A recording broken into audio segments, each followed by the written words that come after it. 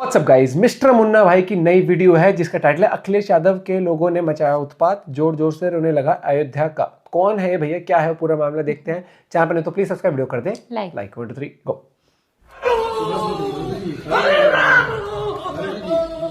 ओहो, आप उसकी लड़ाई लड़िए, लड़ाई को आप लड़ेंगे, उसको न्याय उसके हमें जाने दो दिल्ली, लोकसभा में जाने दो। मोदी के सामने हम बात रखेंगे, न्याय लगना तो हम इस्तीफा दे देंगे। दे दो नौटंकीबाज अंकल, दे दो तुम इस्तीफा। क्योंकि बलात्कारी के आरोपी को बचाने वाला आज पीड़िता को बचाने के लिए रो रहा है, पीड़िता को न्याय दिलाने की बात कर रहा है। कितना बड़ा मजाक हो रहा है। जिस दिन पीड़िता के साथ घटना हुआ उस दिन तुम्हारा रोड शो चल रहा था और तुमको पता चला 3 दिन बाद, जब लगा कि रोड शो में नहीं मामला गड़बड़ है, तब तुम ये नाटक चालू कर दिए।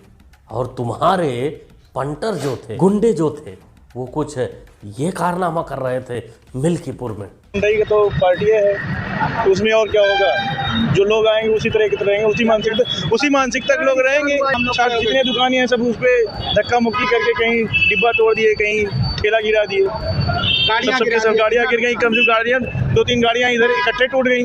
आप अपनी रैली करिए, अच्छी बात है, सब चीज़ है, सही चल रहा है। लेकिन जो बीच में छोटभैया गुंडे टाइप के लोग हैं, बदतमीजी कर रहे थे, अगला मना कर रहा है, तब भी उस पर धक्का दे दिए, गिर गए। ये क्या है, सारी गाड़ियाँ तोड़ डाले, गाड़ियाँ गिरा दी। खुद के छिछोरे हरकत, खुद के गुंडों पर खुद का कंट्रोल नहीं है, लेकिन ये लड़की को, पीड़िता को चले हैं न्याय दिलाने। योगी जी ने तुम लोगों के इस नाटक, तुम लोगों के इस आंसू का सही अंदाजा, सही व्याख्या किया है। ये सुनो। याद करना, अयोध्या में भी कल एक बेटी के साथ घटना घटित हुई है।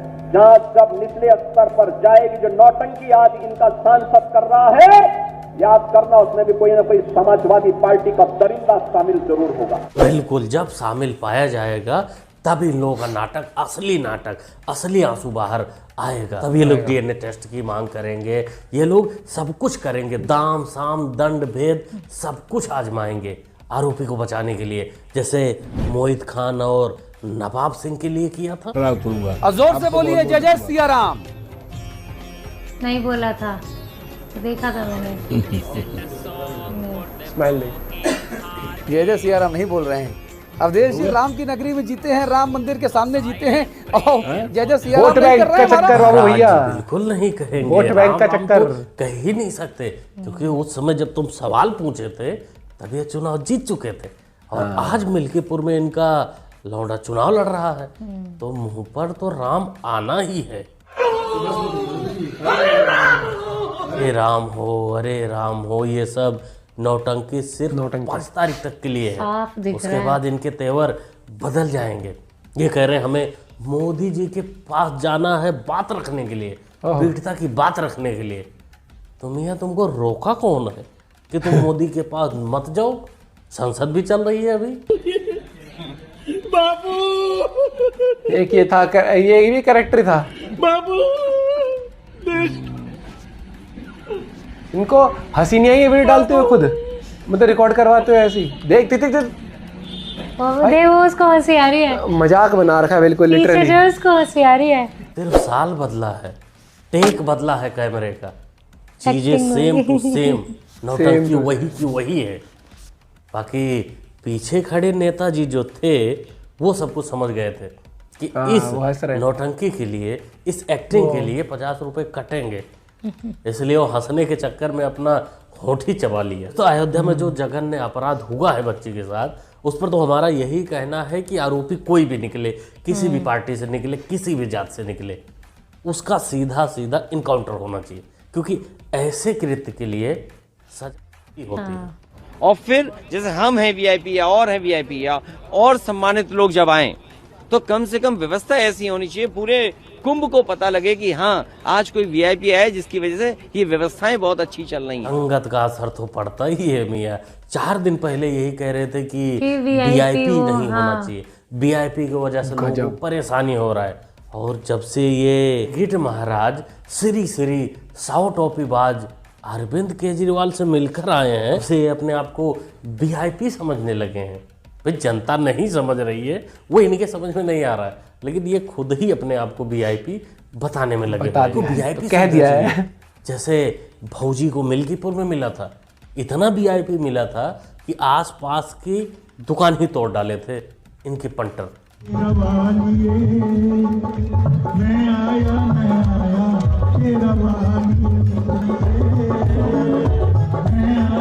ये वही है जिन्होंने राम भजन भी गाया था,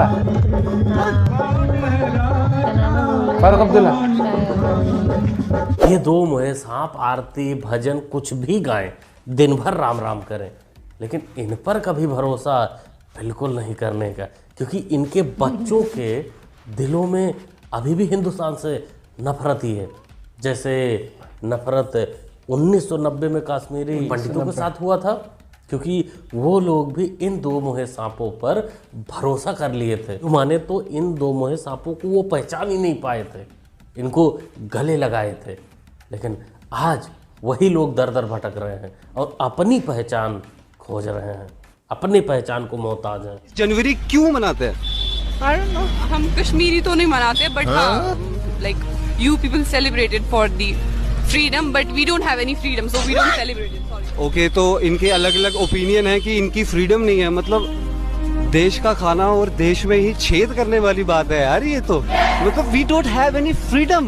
नहीं, तू सड़क में सरेआम तो फिर रही है, तेरे को और फ्रीडम चाहिए। और भाई आप समझे नहीं, ये जो महिलाएं हैं, मोहतरमाएं हैं ऐसी, जिनको लगता है कि आज़ादी नहीं है भारत में, ये सिर्फ और सिर्फ रोडों पर इसलिए निकलती हैं क्योंकि इनको अब्बू जान, मामू जान, भाई जान के लिए प्रोटेक्शन लाना होता है।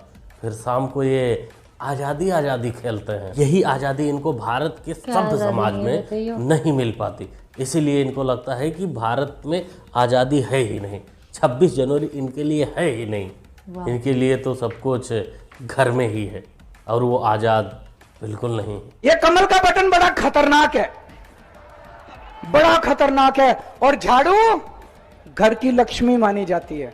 शायद पढ़े लिखे मुख्यमंत्री को ये नहीं पता कि भारत का राष्ट्रीय पुष्प ही कमल है और वो खतरनाक मैं क्या तो रहा हूँ। और मैं बताना चाहता हूँ ये भारत का राष्ट्रीय पुष्प कमल क्यों माना गया, आपको पता है? भगवान बुद्ध कमल पे विराजते थे। आपने मणि पद्म हुम ये मंत्र होता है, अगर पढ़ाओ। भगवान महावीर के बारे में जैसे ही वो उत्पन्न हुए, जब वो चले तो कमल खिलते चले गए। और हम सब यहाँ बच्चे बैठे हुए हैं, सब चाहते हैं पढ़ाई लिखाई में आगे हों, तो माँ सरस्वती की कृपा रहे, और फिर उसके बाद समृद्धि भी रहे, तो माँ लक्ष्मी की भी कृपा रहे। माँ सरस्वती भी कमल पर ही विराजती हैं और माँ लक्ष्मी भी कमल पर ही विराजती हैं। किसी पार्टी पर वार पलटवार करना ये सब अच्छी बात है, होती है, राजनीति है, इसी को राजनीति बोलते हैं। थोड़ी सोच और समझ के साथ पार्टी के सिंबल पर ऐसी ओछी हरकत, ओछी बयानबाजी करना गलत है, खासकर ऐसा सिंबल जो धर्म से जुड़ा है। इससे सभी सिंबल कहीं ना कहीं जुड़ाव रखते हैं, किसी न किसी धर्म से जुड़ाव रखते ही हैं। अब हाथ को ही ले लो, कुछ लोग कहते हैं हाथ सिर्फ धोने के काम आता है, लेकिन ऐसा नहीं है, हाथ से बहुत कुछ काम होते हैं। उस पर भी टिप्पणी करना गलत ही होता है, उस पर भी नहीं करना चाहिए कि हाथ सिर्फ धोने के काम में आता है। बाकी सुधांशु जी ने इस मुंगेरी लाल को अच्छे से धोया, सामने कभी पड़ेगा तो मजा दुगना हो जाएगा। एक डिबेट ही करा दो इनकी आपस में, इनकी डिबेट ही करा दो। सबसे पहले तो मैं एक चीज कहना चाहता हूं, मेरे भाई अनुराग भदौरिया ने कहा कि कह दीजिए कि दिल्ली के नेता कामयाब नहीं है, इस वजह से उत्तर प्रदेश से योगी आदित्यनाथ जी को बुला रहे हैं। एबीपी न्यूज पर 3 शो होते हैं, 3 में से ज्यादातर 2 शोज में कोई और, मैं नोएडा वाले प्रवक्ता देखता हूँ समाजवादी पार्टी से, तो ये जो लखनऊ के प्रवक्ता अनुराग भदौरिया है वो बेकार हो गए क्या? उनका कोई रेलेवेंस नहीं रह गया क्या? हम कलेक्टिव चुनाव लड़ते हैं भाई, हमारे पास नेता है। और अब आगे आता हूँ, 4 अक्टूबर 1992 को समाजवादी वाली पार्टी बनी थी और 1980 में बने थे हम। यही फर्क है आप में और हम में, हम 20 राज्यों में, आप एक में हो, वो भी विपक्ष में। यही तो फर्क है आप में और आप में। चुनाव लड़ते हैं, पिताजी के बेटाजी, फिर चाचाजी, फिर चाचाजी के बेटाजी, फिर ताऊ जी, फिर उनके बेटाजी, खानदान से बाहर निकल नहीं पाते। एक राज्य में सरकार नहीं है, शासन दुनिया भर। भदौरिया को तकलीफ था कि योगी जी दिल्ली चुनाव में प्रचार करने क्यों आए हैं, लेकिन त्यागी जी ने इसकी और इसके पार्टी की सही औकात बता दी। भदौरिया योगी बाबा इस समय बीजेपी पार्टी के नंबर 2 के सबसे बड़े लीडर है। मोदी के बाद योगी का ही नंबर आता है बड़े लीडरों में, तो उनको जाना, तुमको चुभना, ये तो बनता है। लेकिन तुम्हारे भैया भी तो गए थे दिल्ली, तब कुछ नहीं बोला गए थे भाई, उनकी तो पार्टी वहाँ, या तुम्हारी पार्टी तो वहाँ चुनाव भी नहीं लड़ रही है, तो क्यों गए थे? यूपी में ही रहते। ये गलती एक ना हो, बार थोड़ी होता है। इस बार गलती नहीं होगी। बहुत गाली खाए अयोध्या वाले, गलती ना करी। अब न करिए। तो महेश कुमार जी का रुझान किस ओर है? भैया जहाँ सबके रुझान हुए हमारा रुझान आप अपना निजी बताइए। निजी अब भारतीय जनता पार्टी की तरफ से है रुझान।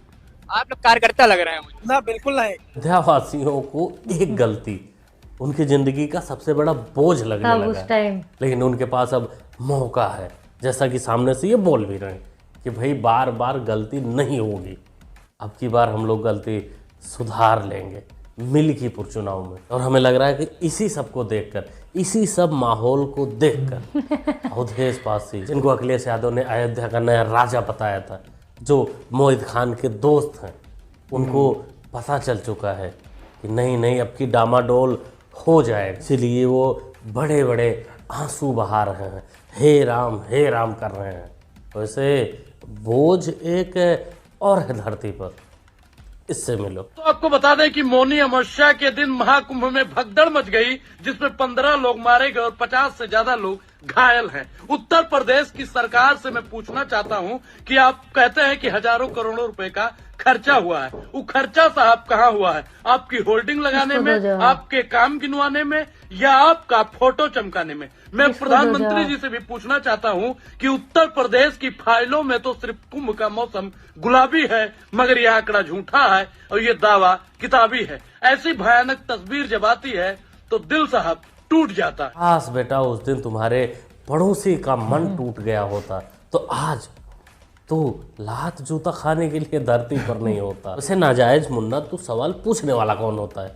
क्योंकि जब भगदड़ हुई थी, लोग की जान जाने की न्यूज़ टीवी पर चल रही थी, यूट्यूब पर चल रही थी, तो उसके कमेंट में तेरे अपने ही भाई थे जो ठहाके मारकर हंस रहे थे, जिनके लिए तू दिन रात रोता है, जिनके लिए तू दिन रात इसके तो बहुत देखे हैं, ड्रामे बहुत हैं इसके। उनके लिए तूने कुछ बोला, उनके लिए तूने कुछ सवाल उठाया? नहीं उठा सकता। कहना चाहते हैं दोस्तों, ऐसे धरती के बोझ को लात जूते खाने वाले लौंडे के बारे में कमेंट करिए। बाकी अवधेश पासी का जो नाटक चल रहा है उस पर आपका क्या विचार है, क्या कहना चाहते हैं? लिटरली हमने अभी सुशांत सिंह सर की वीडियो देखी थी, उसमें भी हमने वही क्लिप देखी थी। भाई साहब नाटक, मैं कह रहा हूँ कि भाई दुख सबको होता है, और आप नेता हो, आप राजनीति करोगे उस चीज के ऊपर, मुझे पता है साहब, लेकिन आप ऐसी मत करो कि राजनीति का में ऐसा लगे कि ग्रेट इंडियन लाफ्टर चैलेंज में तुम्हें एक्टिंग करके दिखानी हो। बहुत मतलब, और कितना स्टूपिड साउंड कर रहे थे वो हंसते हुए वहां पर, मजाक, मतलब लिटरली अपना मजाक कैसे बनवाया जाए ना नेता होते हुए, उनसे सीख लो आप, ठीक है। और दूसरी बात यहाँ पर आती है कि वो ये मतलब वो तो बहुत सेंसलेस, मुझे कई बार लगता है कि भाषण देते टाइम ना कुछ तो सोचना चाहिए। अरविंद केजरीवाल का वो जो भाषण था बिल्कुल भी मतलब सही नहीं था, मतलब वो सेंस भी नहीं बन रहा था वो। वाह, मतलब कमल के को लेकर उस तरीके की बात करी, भाई पता ना। फिर कभी भाषण आता है कि राम मंदिर क्यों बन रहा है, राम मंदिर क्यों जा रहा है, ये वो, मतलब फिर बोला मैं फैमिली के साथ, फिर अम्मा को वो आ जाती है ना। फिर क्या बोलते हैं कि एक वर्ग को खुश करने के लिए कई बार बात आती है, कई बार कुछ आती है, ठीक है, सबकी अपनी पॉलिटिक्स है भैया, तुम्हें जिसको खुश करना है करो।